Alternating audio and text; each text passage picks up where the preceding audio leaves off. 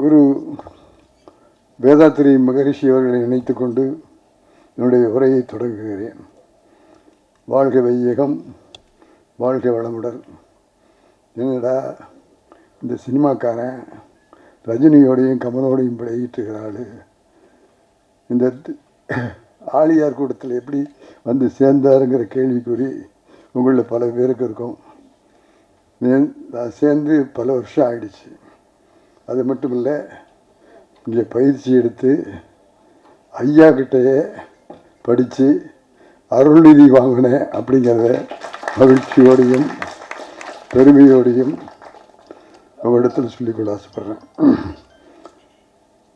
நம்முடைய வேதாத்திரி மகரிஷி அவர்கள் இறந்த பிறகு மயிலானந்தம் ஐயா, சின்னச்சாமி ஐயா, நம்முடைய ப்ரொஃபஸர்கள், துணை பேராசிரியர்கள் அவ்வளோ பேரும் நம்முடைய ஐயாவுடைய கொள்கைகளை மிகச் சிறப்பாக நடத்தி கொண்டு வந்து புதிய நம்முடைய ஐயாவுடைய கொள்கைகளை மக்களிடத்தில் கொண்டு போய் சேர்க்கிறத விட மாணவர்களிடத்தில் கொண்டு போய் சேர்த்திருப்பதற்காக அவர்களை மனமாற உணமாற பாராட்டுறோம். இங்கே இருக்கிற முருகானந்தம் அவர்கள், அவர் கிராமத்தை எல்லாம் தத்தெடுத்துக்கிட்டு பண்ணிக்கிட்டு இருந்தார். இன்றைக்கி வந்தால் புடியூசராக வந்து நிற்கிறார். நல்லா கைதட்டுங்களா ஒரு தடவை.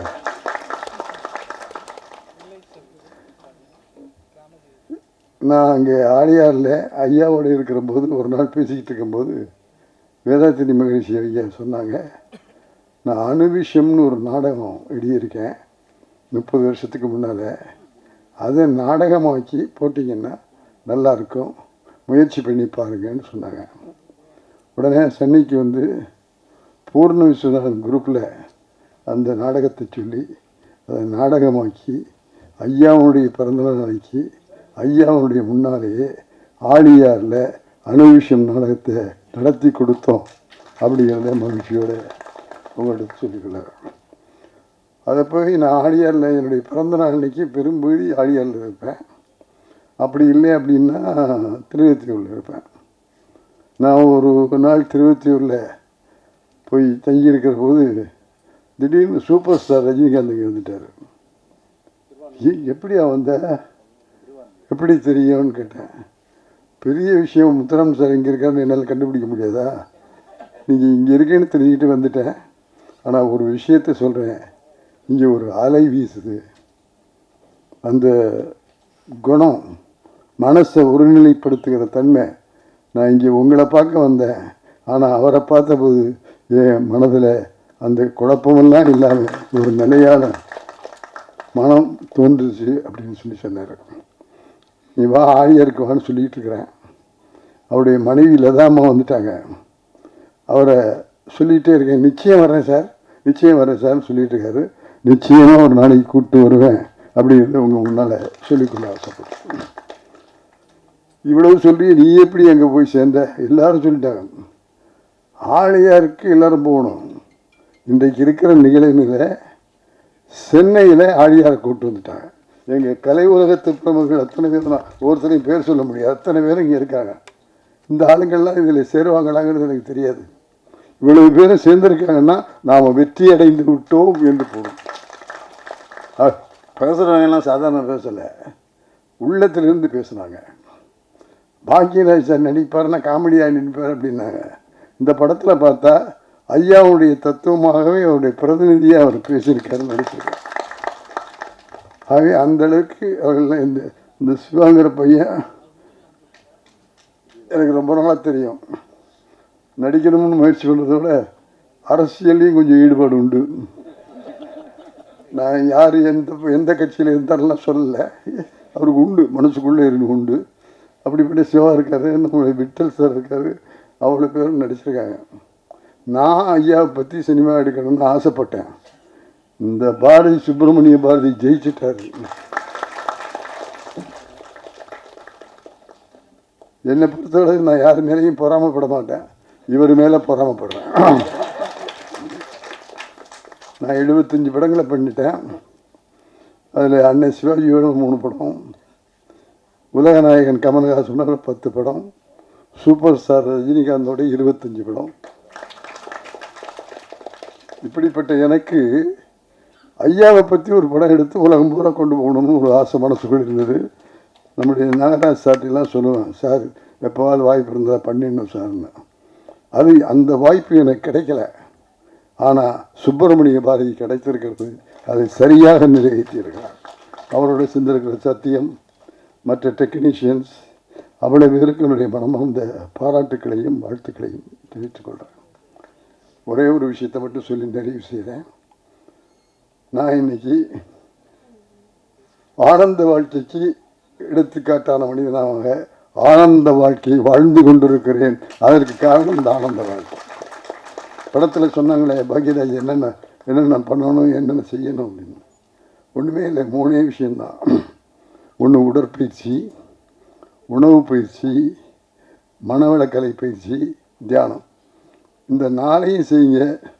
ஐயா சொன்ன அத்தனையும் உங்களுடைய வாழ்க்கையில் கிடைக்கும் என்பதற்கு நாங்கள்லாம் சாட்சி. நான் ஒரு மனக்குழப்பமான நிலைமை, ஒரு இடம், ஒரு நேரம். நான் இவ்வளவு படம் பண்ணியிருக்கேன். இந்த சிங்கம்புலி கரடிகளெல்லாம் வச்சு மேய்ச்சிருக்கேன். எனக்கு எவ்வளோ டென்ஷன் இருந்திருக்குன்னு உங்களுக்கு தெரியும். நான் வீட்டில் படுத்து தூங்கின நாட்களை விட ஸ்டுடியோவில் படுத்து தூங்கின நாட்கள் தான் அதிகம். ஆகவே நான் வீட்டையே கவனித்ததில்லை. ஆகவே வேலை வேலை வேலை, டைரக்டர் ஆகணுங்கிற அந்த லட்சியக்குறி. ஆகவே இப்படி உழைச்சி பாடுபட்டு ஸ்டுடியோவே எனக்கு வீடாக வாழ்ந்து கொண்டிருந்தேன்.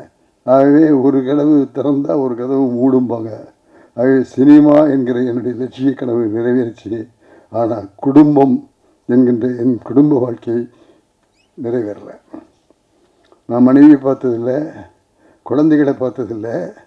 ஆனால் என்னுடைய மனைவி கமலா என்னுடைய குழந்தைகளை பார்த்து குடும்பத்தில் சினிமாவுக்குன்னு எழுதி கொடுத்துட்டோம். ஆகவே நாமே குடும்பத்தில் ஏற்பன்னு என்னுடைய பாரத்தையும் சேர்த்து தூக்கி என் குடும்பத்தை நிலைநாட்ட பெருமை என் மனைவிக்கு சேரும். ஆகவே மனைவிக்கு நான் நன்றி சொல்கிறேன். எந்த அமைப்புலேயும் மனைவிக்கு விழா எடுக்கிற அமைப்பு எங்கேயாவது பார்த்துருக்கீங்களா? ஐயாவுடைய அமைப்பில் தான் மனைவிக்கு ஒரு நாள் ஒதுக்கி மனைவி வாழ்த்துவாங்க. அப்படி வாழ்த்துகிற அந்த விழாக்கள்லாம் நான் கலந்துக்கிட்டு இருக்கிறேன். ஆகவே அப்படி இருந்த என் மனைவி நோய்வாய்ப்பட்டு நான் பாண்டியன் படத்தினுடைய ஷூட்டிங்கில் இருக்கும்போது உடம்பு சரியில்லை, உங்களை கூப்பிடுறாங்க. நாங்கள் போய் பார்த்தா என்னுடைய மனைவி இறந்து விட்டாள். மாரடைப்பால் நான் போய் பார்த்தபோது அவள் உடம்புல உயிர் இல்லை, பிணமாக கிடந்தா. போனேன், கத்தினேன், கதறேன், துடித்தேன். இல்லை, முடிவு போச்சு. ஆகவே நான் தவறு செய்து விட்டேன் என்பதை உணர்ந்தேன். என் மனைவி இறந்து போகவில்லை. என்னுடைய வேலையும் அவளுக்கு கொடுத்து இப்போ தலையில் பாரத்தை தூக்கி வச்சு அவளை நோயாளியாக்கி கொன்னுட்டேன்னு ஒரு குற்ற உணவு எனக்கு வந்தது மனதில். ஆக இறந்து 3வது நாள் ஷூட்டிங்க்கு போய் ரஜினி சார் வேண்டான்னு சொன்னார். ரஜினி சார் வேண்டான்னு சிங்கப்பூர்லேருந்து ஃபோன் பண்ணார்.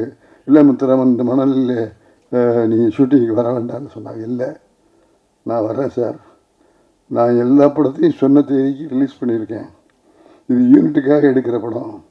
இதையே நான் சொன்னபடி சொன்ன தேதியில் ரிலீஸ் பண்ணுவேன்னு சொல்லி அந்த படத்தை முடித்து ரிலீஸ் பண்ணிட்டேன். பாண்டியன் படம் அந்த படம்.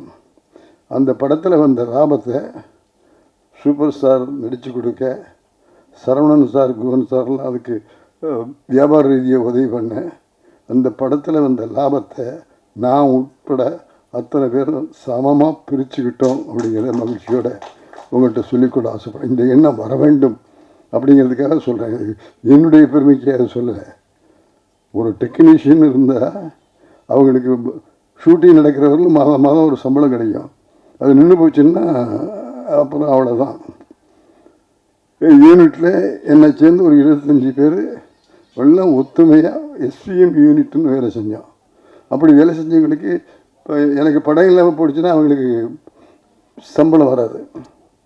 இதை ஒரு நாள் ரஜினிகிட்ட சொன்னேன். ரஜினி, கவர்மெண்ட் இது மாதிரி நமக்கெல்லாம் ஒன்று இது கிடைக்காது. அவங்க 25 பேர் நம்மளோடய இருக்காங்க, அவங்களுக்கு ஏதாவது செய்யணும். நிச்சயமாக செய்வோம் சார்னு செய்யணுன்னு ஒத்துக்கிட்டு அதை செஞ்சு கொடுத்தாங்க. அதையெல்லாம் சமமாக பிரிச்சுக்கிட்டோங்கிறத அவங்கள்ட்ட சொல்லிக்கிறேன். ஆகவே என்னுடைய கடமையில் ஒரு பெரிய பங்கு அப்போ முடிஞ்சு போச்சு. ஆகவே அந்த படம் ரிலீஸ் ஆன பிறகு என்ன செய்யறதுன்னு புரியல. காரைக்குடிக்கு போயிடுறேன்னு சரணன் சார் கூப்பிட்டு சொன்னார், முத்துராமன் இங்கே நம்ம 18 மணி நேரம் வேலை செஞ்சாங்கன்னு சொன்னாங்களே, அது மாதிரி நானும் 18 மணி நேரம் 20 மணி நேரம் வேலை செஞ்சுருக்கிறேன்.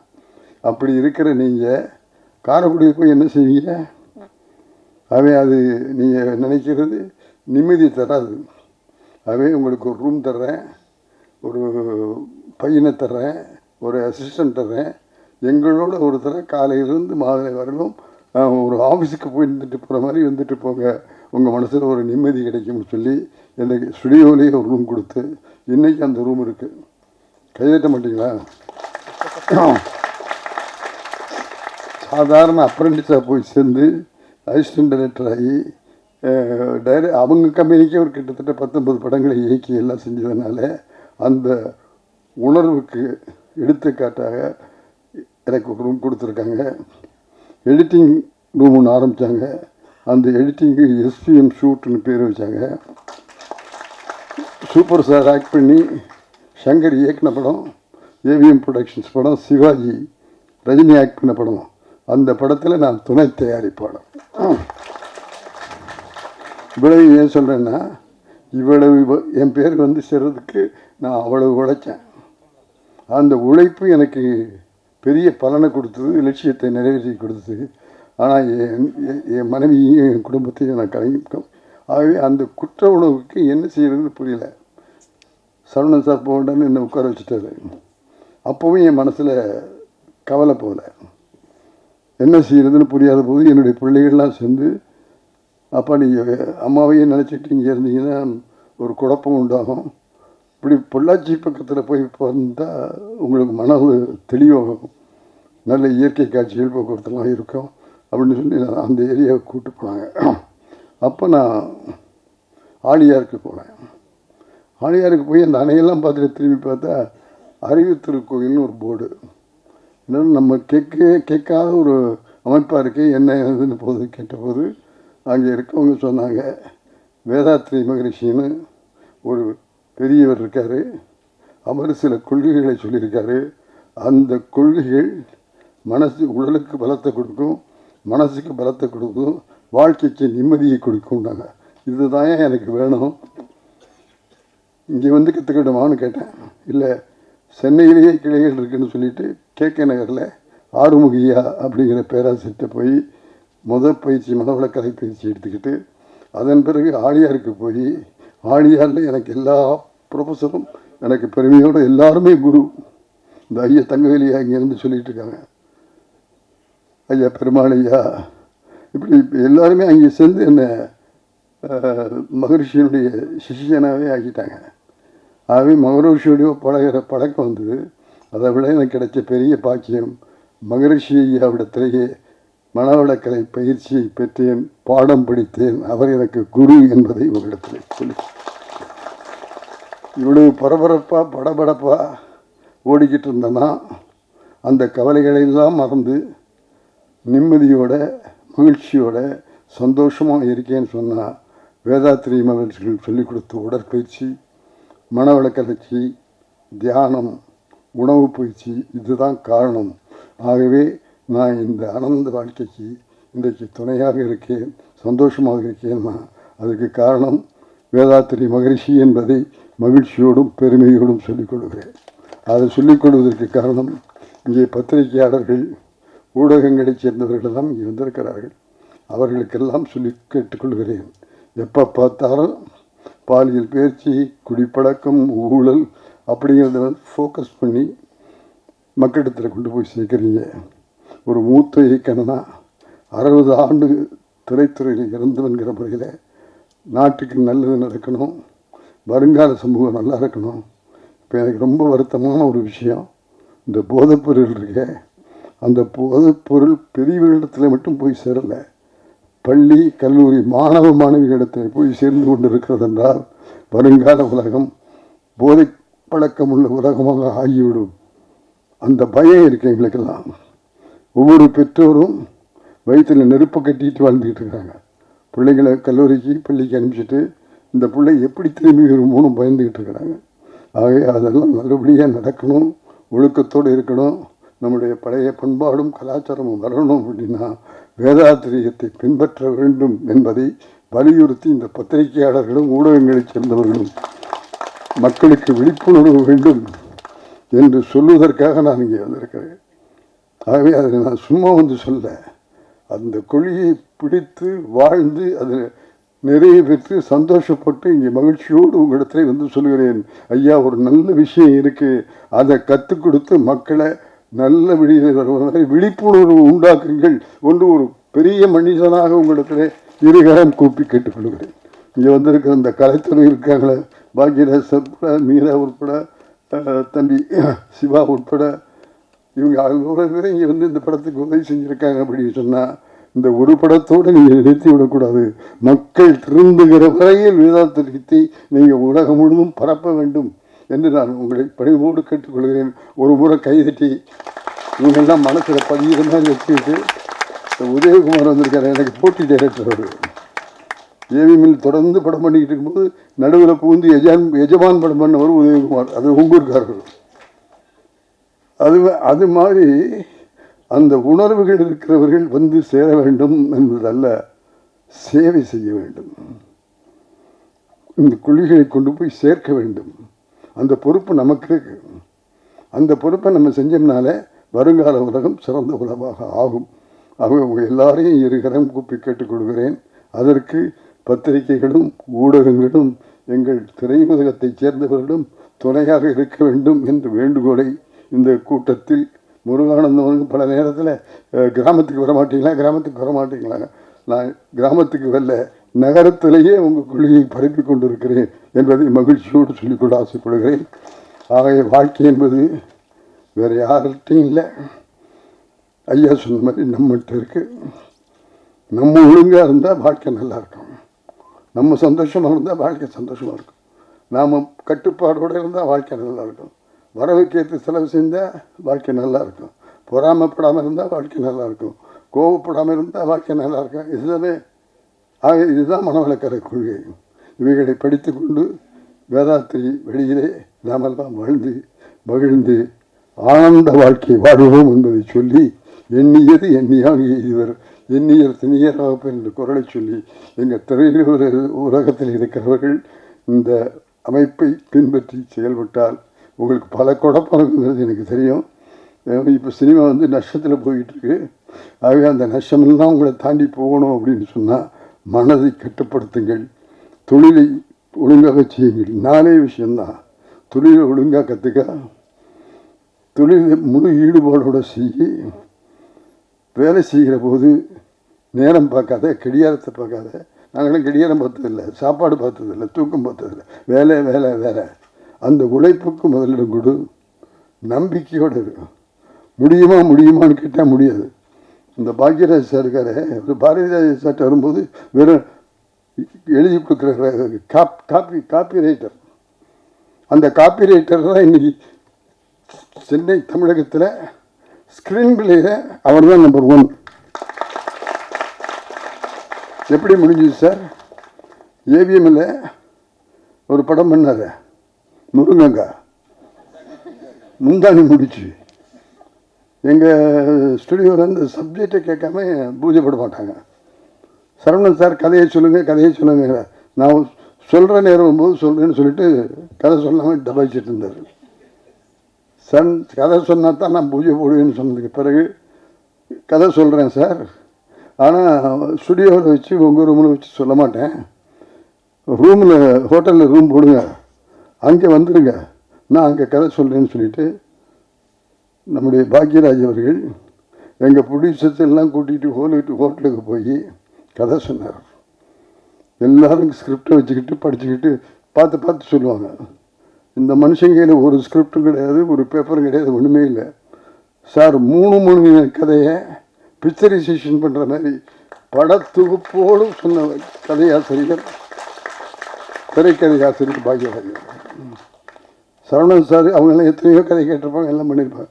இவருடைய கதையை கேட்ட பிறகு இப்படி ஒரு ஆள் திரைக்கதையோடு சொன்னது நீங்கள் ஒருத்தர் தான் அப்படின்னு பாராட்டின பெருமை அந்த ஏவிஎம் ஸ்டுடியோவுக்கு உண்டு.